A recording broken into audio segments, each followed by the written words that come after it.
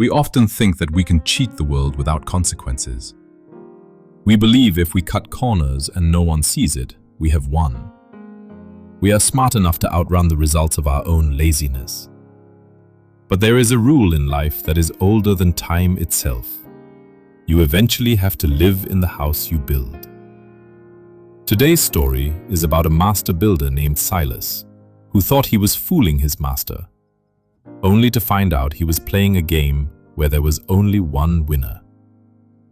Silas was the most famous carpenter in the country. He had spent 40 years building mansions for the rich. He was talented, but his heart had grown hard. Because he had grown tired of making other people comfortable while he lived in a small, drafty cottage. He believed the world owed him much more. One day, his employer, a wealthy landowner named Sterling, called Silas into his study. "Silas, you have been with me for decades, but before you retire, I have one final request." Silas sighed. He just wanted to be done. "What is it, sir?" "I need you to build one last house," Sterling said. "I have bought a prime piece of land on a cliff overlooking the sea. I want you to build the finest cottage you have ever designed. Spare no expense. Buy the best wood, the strongest stone, the clearest glass. I want it to be perfect." Silas agreed, but inside his blood boiled. One last job? He thought bitterly. Another year of breaking my back so this rich man can have another view of the ocean, while I retire with nothing? That night, a dark idea came to Silas. He realized that Sterling rarely visited the construction sites anymore. He was too old, and he trusted Silas completely. "I can make a fortune on this job," Silas thought to himself. His plan was simple. He would charge Sterling for the best materials, imported oak, marble, slate. But he would build the house using cheap, rotten timber and weak bricks. He would pocket the difference and retire a rich man. For months, Silas lived a double life. He ordered low-quality lumber that was still wet and prone to warping, and quickly covered it with plaster so no one would see. He bought cheap, rusted nails instead of iron ones, hammered them in, and painted over the heads. He mixed the cement with too much sand to save money, knowing the foundation would crack in a few years, but not yet. Every day was a gamble. When the inspectors came, Silas distracted them. When the workers questioned the quality of the wood, Silas silenced them. "Do as I say," he would snap. "Sterling wants it done fast." The house took shape and looked magnificent from the outside. It had a wraparound porch and tall windows, gleaming in the sun. But Silas knew the truth. The walls were hollow, the roof flimsy, and the floors barely supported. It was a beautiful shell with a rotten heart. There were moments of fear. One night, a heavy storm rolled in from the sea. Snas lay awake in his own bed, sweating. "What if the roof blows off?" he panicked. "What if the porch collapses before I finish?"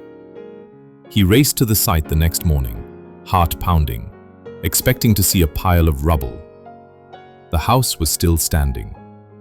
Silas laughed. He had gotten away with it. "Just a few more weeks," he told himself. "Then I take the money and disappear." Finally, the house was finished. It was a beautiful deception. Silas had stolen thousands from the budget, and he was ready to hand over the keys and run. Sterling arrived in his carriage for the final inspection. Silas stood on the porch, trying to hide the slight creak in the floorboards under his feet. He handed Mr. Sterling the heavy brass key. "It's finished, sir," Silas said, forcing a smile. The finest house I have ever built. The best materials and the strongest foundation. It will last 100 years. Sterling took the key and looked at the house with tears in his eyes. He looked out at the ocean view. Then he turned back to Silas. He reached out and took Silas's hand, pressing the key back into the builder's palm. "I know you have worked hard for me for 40 years, Silas," Sterling said warmly. "I know you have planned to retire. I wanted to give you a parting gift that showed how much I appreciate you."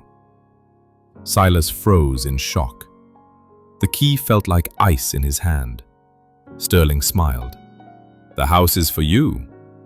I had it built to your design, on this beautiful land, so you and your family could live here in safety and luxury for the rest of your days. Welcome home, Silas." Silas looked down at the key. Then he looked up at the beautiful house. Rotten beams, weak foundations, the cheap roof that would leak in the first winter. Sterling rode away, happy that he had given his faithful servant such a wonderful gift.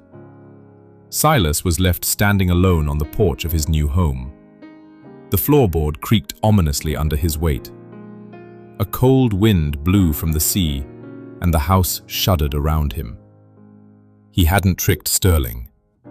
He had tricked a fool, himself. If he had known he was building his own house, oh, how he would have done it differently. He would have used the finest wood and driven every nail with love.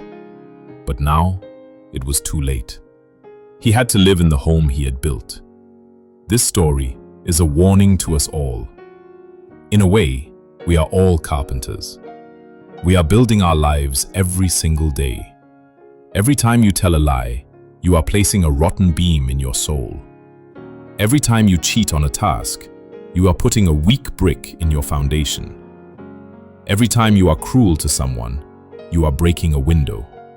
We believe we are getting away with it because we don't see the immediate consequence.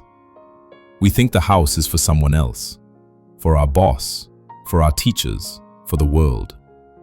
But one day, the construction stops. The hammer is put down, and life hands you the key and says, "Welcome home." And you find that you have to live inside the character you have built. Build wisely. Build with integrity. Because in the end, you are the only one who has to live inside your own head.